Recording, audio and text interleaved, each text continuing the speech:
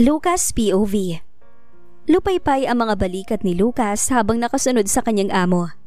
Althea was busy picking and choosing clothes for her and for her baby. At si Lucas ang tagabitbit. Dalawang kamay na niya ang nagdadala ng mga shopping plastics at bags. Akala ko ba magkakape tayo? Nakabusangot niyang pagrereklamo. Nasa kids section pa lang sila ng department store, namimili ng dalaga ng mga medyas. Pagkatapos nating mag-shopping, sagot ni Althea. Sa sobrang busy nito, ni hindi ito tumingin sa kanya. Lalong nalaglag ang mga balikat ni Lucas. Tila ba napakabigat ng kanya mga dala. Ngunit kung tutuusin, ay tig-isang pares lang naman ng mga damit ang laman ng mga bags na kanyang hawak. Natin? Salubong ang kanya mga kilay. Gamit nyo lang naman ang baby to, tapos sasabihin mong, natin? Aniya, nagre-reklamo na talaga siya. Mamili ka rin kasi ng gamit mo. Suhestyon ni Althea, Lucas started to look like he's going to cry. Nakasimangot na ang kanyang muka. Hindi na, bago pa naman lahat ng mga gamit ko. Palusot niya. Ngunit ang totoo nun, wala talaga siyang pambili. May pera nga siya sa kanyang wallet. Subalit hindi pa sapat yon upang mabili niya ang pinakamurang damit na makikita doon. Kinakawawa na niya ng palihim ang kanyang sarili. Ang sabihin mo, wala kang pera. Nanlaki ang mga mata ni Lucas sa tinura ng dalaga. Tama ito at nahiya naman siya. Huwag ka nang mahiya, saad ni Althea. Saka siya nito hinarap. Looks like she's starting to understand him more. I know that you're financially unstable. So for now, ako munang magbabayad sa mapipili mo. Lucas smirked. Hindi na, kahit papano, may pride pa ako. Bilisan mo na lang, kanina pa ako gutom eh. Fine, kung yan ang gusto mo. Lucas waited and patiently accompanied his fiancée. After more or less 20 minutes, niyaya na siya ni Althea sa isang sikat na coffee shop. Inabutan siya ni Althea ng paper bill na 1,000 at siya nang pinag-order nito. He ordered 2 coffees and waffles. Nasa ilalim ng round table ang mga pinamili nila. They are facing each other while sipping coffees, silently. Di na natiis ni Lucas kaya siya na ang bumasag ng katahimikan. May nunal ka pala sa tabi ng bibig? Bigkas niya. Wala siyang ibang maisip na sabihin. Kaya nang mapansin niya yun na lang ang na-open niyang topic.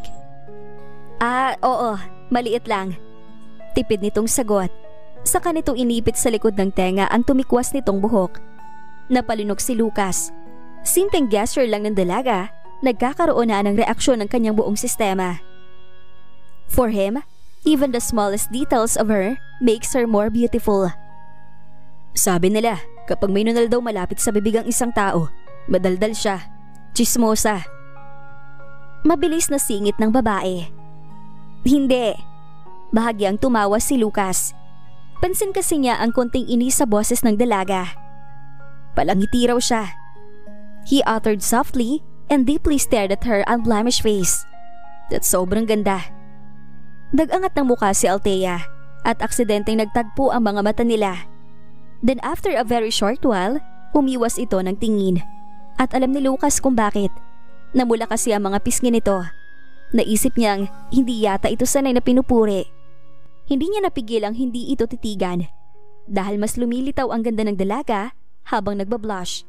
Napakasimple lang nito ngayon. Paano na lang kaya kapag naayusan? Siguro, magmumukha na itong prinsesa, o reyna, o diyosa. Kahit anong galaw nito, maganda pa rin. Kaya hanggang ngayon, nagtataka pa rin siya kung bakit ito sinakta ng ex-boyfriend nito. Natauhan si Lucas nang tingnan na siyang muli ni Althea. Tara na, dalhin mo na lang yung kape mo. Sabi nito. Kaunti na lang naman ang kanyang kape, kaya inubos niya ito ng mabilisan bago niya pinulot sa ilalim ang mga shopping bags. Magkasabay lang sila sa paglalakad sa loob ng mall. Pero kung titingnan, mukhang hindi sila magkakilala. Kung saan-saan siya tumitingin habang iisang direksyon lang naman ang tinitingnan ng dalaga. Pero hawak niya ang mga pinamili nito. Ayos, sa buong buhay niya, ngayon lang niya naranasang maging tagadala ng gamit. Oh my God, I'm sorry. Kung saan-saan kasi bumabaling ang ulo niya. Kaya hindi niya napaghandaan ang aksidenteng pagbangga sa kanya ng isang babae. Yumuko agad ito at pinulot ang nahulog nitong cellphone. Kaya hindi pa niya nakita ang mukha nito. Althea stopped walking. Tiningnan nito si Lucas sabay irap. I'm sorry. I'm really sorry. Paghingi ng tawad ng babae. At nang sandaling tuluyan ang makita ni Lucas ang mukha nito, nanigas ang kanyang buong katawan. Tila nagulat din ang babae nang magtama ang kanilang mga paningin. Lucas? The girl murmured. Lucas remained wordless and stiff. Pansamantalang hindi gumana ang isip niya. Pansamantalang nakalimutan niya na may naghihintay sa kanya. All he could think of that moment was his past, and the girl from his past who was actually standing right in front of him. It's been 2 years, and now he accidentally bumped with his ex-girlfriend habang kasama niya ang babaeng mapapangasawa niya. Yes, Althea was still there. Nang tumingin siya kay Althea, ay nakita niya ang inis at kuryosidad sa mukha nito. He took step close to Althea and completely ignored the stunned ex-girlfriend. After all, wala na rin naman silang ugnayan sa isa't isa. Pinutol na nito noon. Sinira na nito. Sakay ng taxi, umuwi sila ni Althea. Tahimik, walang imikan. Para bang nawalan si Lucas ng magandang mood. Mula nang makita niya si Sandy, para bang bumigat na ang pakiramdam niya. Hindi tama to. Huminga siya ng malalim upang paluwagin ang kanyang puso. Tahimik na rin silang bumaba ng taxi at umakyat sa apartment ng dalaga. Nakasunod lang siya sa kasama. Akmang bubuksan na nito ang pinto nang bigla itong lumingon sa kanya. May idadagdag ako sa prenup rules natin. Autorisadong pahayag ni Althea. Bahagya namang nalukot ang noo ni Lucas. Ano yon? Nagtatakang tanong niya. Althea sighed and then she crossed her arms. Ipinapakita nito na ito ang may hawak ng kanilang batas at hindi pwedeng tumanggi si Lucas. Move on from your past. Mataray na saad ni Althea bago ito tumalikod at sinusian ng pinto. Mukhang napa-background check nga siya nito ng maigi at pati ex niya. Kilala nito. For sure. Pero kung makapagsalita naman ito, parang move on na sa ex-boyfriend. Napangisi si Lucas. Althea's POV.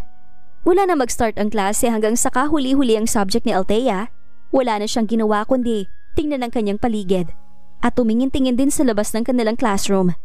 She's waiting for Lucas to appear, but she doesn't want him to see him inside university at the same time. Sinabihan na niya itong wag na siyang bantayan. Mukhang sumunod naman ang binata sa kanya. Because it's already the time of their class dismissal. Nag-dismiss na ang kanilang prof. She's preparing to leave when Mr. Castro called her. Napatingin siya sa harap. Miss Ramirez, I want to see you tomorrow afternoon. Sabi ng guro. He is looking at her intently. Habang ang ilan naman sa kaklase niya ay chismosong nakikinig. Yung iba pa nga ay napatingin sa kanya ng makahulugan.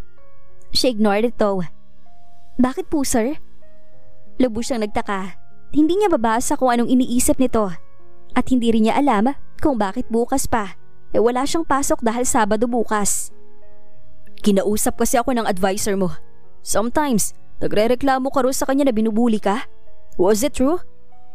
Naglakbay muna ang mga mata ko sa mga kaklase ko bago ko tinanguan si Prof. Since I'm in charge of the student affairs, next to the dean, your advisor asked me para kausapin ka nga regarding your problem. I need to know the details. And if you need advices or counseling, then mabuti kung mapag-uusapan natin yun ng maayos. Tumayo ang gwapong prof nila at ito na rin siguro ang pinakagwapong guro sa kanilang eskwelahan. Inayos nito ang ilang papel sa desk nito. So, see you tomorrow, Miss Ramirez. Ipapasabi ko na lang kung anong oras tayo exactly magkikita. Pahayag nito bago ito lumabas. Ala, Miss Ramirez, ingat ka doon. Magaling daw yon. Banta ng isa sa mga klase niyang babae. Magaling sa? Tanong nung iba. Sa babae. Lapitin daw si sir sa bata at maganda. Napalunok si Althea at iniyakap niya sa sarili ang kanyang pinakamamahal na shawl. She suddenly felt uneasy and worried. Pero kung totoo man ang sinasabi ng mga kaklase niya, hindi siya magpapadala. Makikipag-usap lang siya kay Mr. Castro tungkol sa school problems at wala nang iba pa. Trip niya si Althea kasi may maganda na at kapapanganak. Ang swerte naman ni Sir Travis.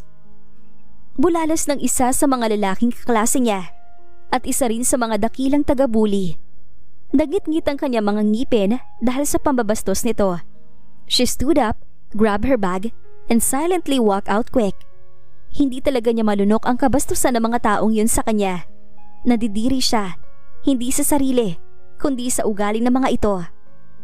Pag-uwi niya sa kanyang apartment, laking gulat ni Althea nang maabutang ipinaghihela ni Lucas ang kanyang anak. The man was busy talking to the baby, kaya hindi siya nito agad napansin.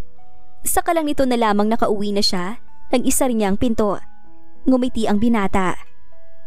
Naabutan ko kumakatok si Nelia, kaya kinuha ko na sa kanya tong si Darius. Hindi ba siya umiyak? Tanong ni Althea habang lumalapit sa mga ito.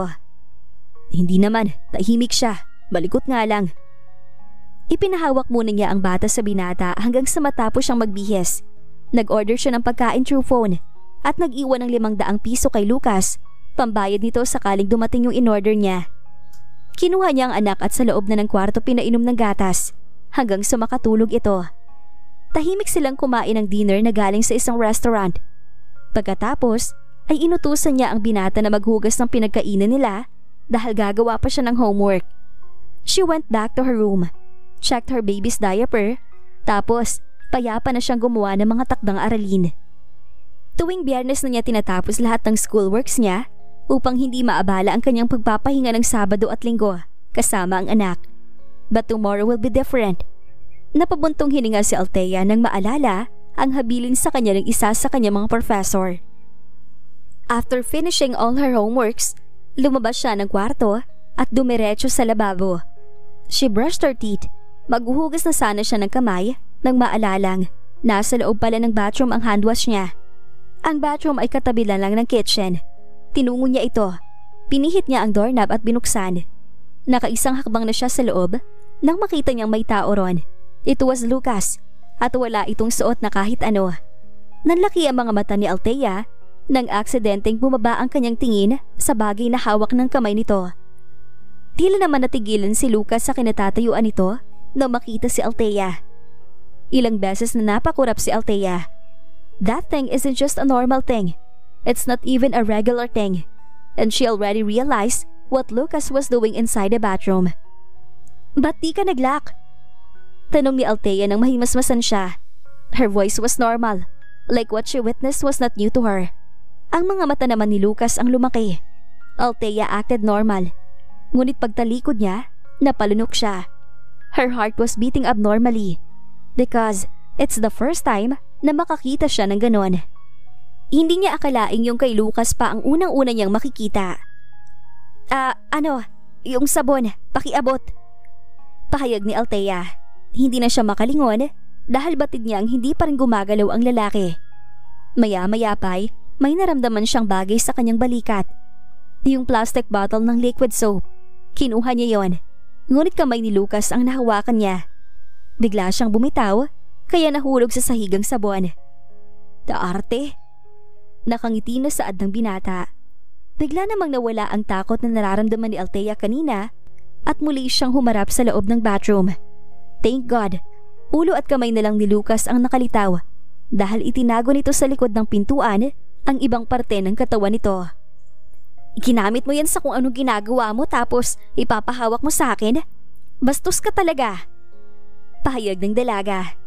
Wala namang dumi oh. Itinapat naman ni Lucas ang kamay nito sa mukha niya. Normal lang sa aming mga lalakang ginagawa ko. Ba't ka kasi biglang pumasok ka? Gagawa ka pala ng kababalaghan. Ba't di ka nag-lock? Tugon naman ng dalaga. Naiintindihan niyang kailangan ng isang lalaki yon. Ngunit yung ginawa ni Lucas ay wala sa tamang lugar at tamang timing. Kaya somehow, nandidiri siya. Sige na, ang sakit na. Alis na dyan. Anong masakit? Tanong pa ni Althea nang mapansing tila namimilipit ito. Wala. Lucas shut the door close. Narinig ni Althea ang paglock nito. Ngayon pa siya naglock? Napapailing siya habang pinupulupot ang nahulog ni sabon. Pag-ikot niya ay napangiti na lamang siya nang wala sa sarili.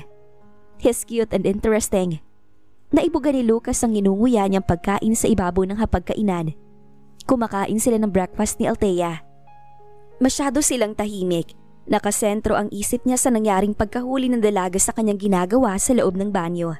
After that, he still felt embarrassed. Yumuko nga siya dahil pakiramdam niya, wala na siyang mukhang ihaharap rito. Though he wants to sincerely apologize for what happened, he can't speak even if he forced himself. Siguro dahil yun sa kahiyang nararamdaman niya. Napakalalim ng iniisip niya tungkol sa nangyari nang biglang magsalita ang dalaga ng malaki pala. Humalo ang mga butil-butil na nanguyang pagkain niya sa ulam, sa sinangag at maski sa plato ni Althea. Lucas' expression instantly became pale. "What are you doing?" Napatayo ang dalaga at mataas ang boses nitong nagtanong. Umabot pati sa damit nito ang pagkaing na iluwa ni Lucas. Kaya naman halata sa mukha nito ang inis. "Ano yung malaki?" He absent-mindedly asked, ignoring the pointed look from the woman. "Wala ka bang proper eating etiquette?" Painis na tanong nito na inignora rin ang tanong niya. "Ano nga yung malaki?" Tila nauubusan ng pasensyang tanong ulit niya rito. Iba kasi ang bagay na pumasok sa isip niya kaya gusto niya iyong maklaro. If he's thinking it right, then he would be the most grateful man in the universe. Wala nang dahilan para mahiya pa siya. "Anong malaki?" Kunot noong sigaw ni Althea. "Yung sinasabi mong malaki," sagot ni Lucas. "May sinasabi ba akong malaki?" Pinandilatan siya ni Althea ng mata at hindi lang yon, napamewang din ito. "Oo, ang sabi mo, malaki pala," sagot niya with feelings. Napanganga ng painosente sa Althea. Nalukot ang noo niya, tsaka pumilig ang kanyang ulo. She seemed to be completely innocent and unaware that actually, she knows what Lucas is saying. She just can't admit it. She pretended to wonder for a short while before acting as